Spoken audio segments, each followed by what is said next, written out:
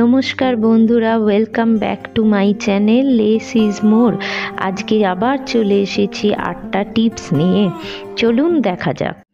শীতকালে সোয়েটার জামা কাপড় একটু বেশি সংখ্যায় হয়ে যায়, ফলে বিছানায় সোফায় যেখানে পারি হাতের সামনে খুলে রাখি বা অন্যরাও খুলে রাখে, ফলে দেখতে ঘরটা মেশি লাগে। এই জন্য এরম একটা বাস্কেট রেখে দিয়েছি। তো এর মধ্যে আপনি জামা কাপড়গুলো সোফায় বা বিছানায় ফেলে না রেখে এর মধ্যে ঢুকিয়ে রাখুন, আবার যখন যেটা দরকার বার করে ইউজ করুন। এতে ঘরটা পরিষ্কার লাগে। পরোটা ভাজার সময় মাঝখানটা কাঁচা থেকে যায় যদি আপনি নর্মাল খুন্তি দিয়ে ভাজেন। এই ধরনের খুন্তিগুলো স্পেশালি পরোটা করবার জন্যই তৈরি। তো আমিও এরকম একটা কিনে নিয়েছি। প্রেশার কুকারে ডাল বা ঝোল সেদ্ধ করার সময় হুইসেল দেয় যখন, তখন হুইসেল থেকে অনেক জল বেরিয়ে গ্যাস ওভেন পুরো নোংরা করে দেয় এবং এটা দেখতেও খুব খারাপ লাগে। এর থেকে বাঁচার উপায় হলো প্রেশার কুকারের ঢাকনাটা উল্টে যেখান দিয়ে প্রেশার বার হয় ওর মধ্যে কিছুটা সর্ষের তেল ঢেলে দেওয়া। এতে আর হুইসেল দেবার সময় কোনো জল বার হবে না। এই টিপসটা আমি আগেও শেয়ার করেছি, এটা আমার খুব প্রিয় টিপস, তাই আরেকবার বললাম। বেশিরভাগ রান্নাতে ফোড়ন দিতে শুকনো লঙ্কা ও তেজপাতা একসাথে কাজে লাগে।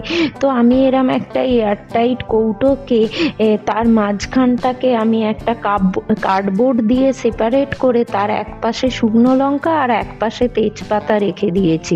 ফলে একসাথে যে কোনো রান্নায় বার করে ফোড়ন দিতে হয়, আলাদা আলাদা কৌটো খুলে সময় নষ্ট হয় না। ফ্রিজের মধ্যে অনেক সময় গন্ধ হয়ে যায়, তো সেখানে বেকিং সোডা বা এই রকম কাটা লেবু ওপেন করে রেখে দিতে পারেন, তাতে ফ্রিজের গন্ধ একদম চলে যায়।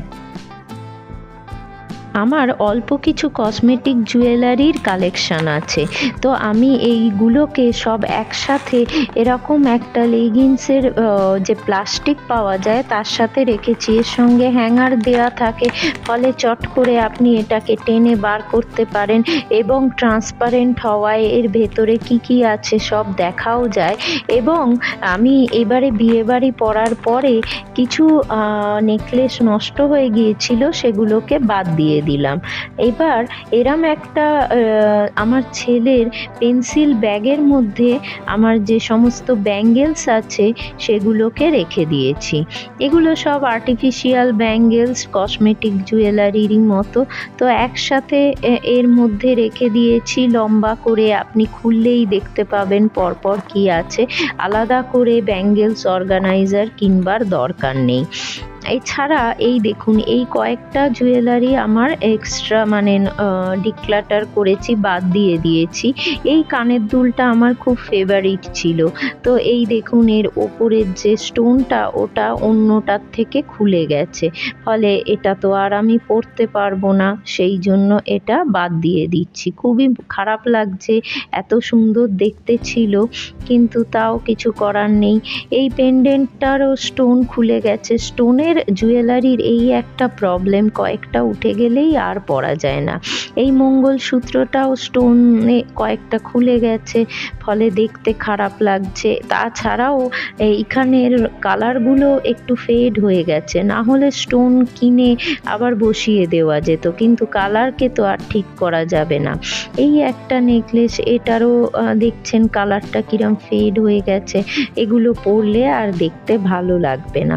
এই সমস্ত জিনিস আপনারা ঘরে রাখবেন না। যখনই কোনো কিছু, সে ক্ষুদ্রাতি ক্ষুদ্র যে জিনিসই হোক না কেন, নষ্ট হয়ে গেলে তাকে ঘর থেকে যদি কিছু ডোনেট করার হয় ডোনেট করে দেবেন, ফেলে দেবার হলে সেটা ফেলে দেবেন। মায়া করে ঘরে জমিয়ে স্পেস নষ্ট না করাই বেটার। এই যে এটাও একটা খুব সুন্দর স্টোন সেটিংয়ের হার ছিল, কিন্তু ওটা কেটে গেছে, ফলে ওটা যদি ঠিক করা যায় চেষ্টা করব, না হলে বাতিল। এছাড়াও এই দুখানা হার অনেক দিন ধরে পড়ে রয়েছে, কোনো দিনই ইউজ করি না, কিনেছিলাম কোনো এক সময়, কিন্তু ইউজ করতে গিয়ে ভালো লাগে না। এই হারটা দেখতে সুন্দর, কিন্তু পরলে সামনের এই রোজ পেন্ডেন্টগুলো উল্টে যায়, ফলে দেখতে খারাপ লাগে। দিনের পর দিন পড়ে রয়েছে, জায়গা দখল করে রয়েছে, ফলে আমি ওটাকেও বাদ দিয়ে দিলাম। ভাববেন এই সামান্য জিনিস আর কত জায়গা দখল করে আছে, কিন্তু একটু একটুতেই কিন্তু অনেকটা স্পেস দখল হয়ে যায়। আমাদের অনেক রকম কার্ড থাকে, যেমন এটিএম কার্ড, স্টোন কিনলে তার সঙ্গে অরিজিনালিটির কার্ড, বিভিন্ন শপিং কার্ড। এগুলো এদিক ওদিক ছড়িয়ে না রেখে একসাথে করে এরকম ছোট ভিজিটিং কার্ড হোল্ডারে রেখে দিলে বেরোনোর সময় শুধু প্রয়োজনীয় কার্ডটা নিয়ে বেরিয়ে গেলেই হলো। রোজ রান্না করতে করতে আমি কিছু না কিছু ড্রয়ার রান্নাঘরের পরিষ্কার করতে থাকি। এই দেখুন, এই ড্রয়ারটির মধ্যে আমি 4টে বাস্কেট রেখেছি, দুটো অরেঞ্জ, দুটো খয়েরি রঙের। তো এর মধ্যে আবার এই মোবাইলের একটা বাক্সতে করে ওই ক্লিপগুলো রেখেছি, তাছাড়া প্লেট রেখেছি, এছাড়া হামাল দিস্তে, কাঁচের কয়েকটা বাটি, আর একটাতে গ্লাস আর একটাতে কাপ। এই যে জল খাবার গ্লাসগুলো আমি এখানেই রাখি। এর নিচের তাকটাতে থাকে মাঝারি সাইজের বাটি এবং কাঁচের বাটি, আর পিছন দিকে এই দেখুন ছোট বাটিগুলোকে আবার একটা আমি ওই রকম ট্রান্সপারেন্ট বক্সে করে রেখেছি। এতে সব মাঝারি বাটিগুলো। আর সব থেকে নিচের যে ড্রয়ারটা আছে, এটায় বড় বড় বাসন, যেমন আমার কড়া, দুটো প্রেসার কুকার। এটা ডেপথও বেশি, যার জন্য এর মধ্যে বড় বাসনগুলো রাখা গেছে। এইরমভাবে রেখে দিয়ে আর নিজের মতো করে এই ড্রয়ার সিস্টেম বানিয়ে আমার খুব সুবিধে হয়েছে। পার্টিকুলার মডিউলার নয় কিচেন, কিন্তু আমি নিজের মতো করে কাস্টমাইজড করে বানিয়ে নিয়েছি।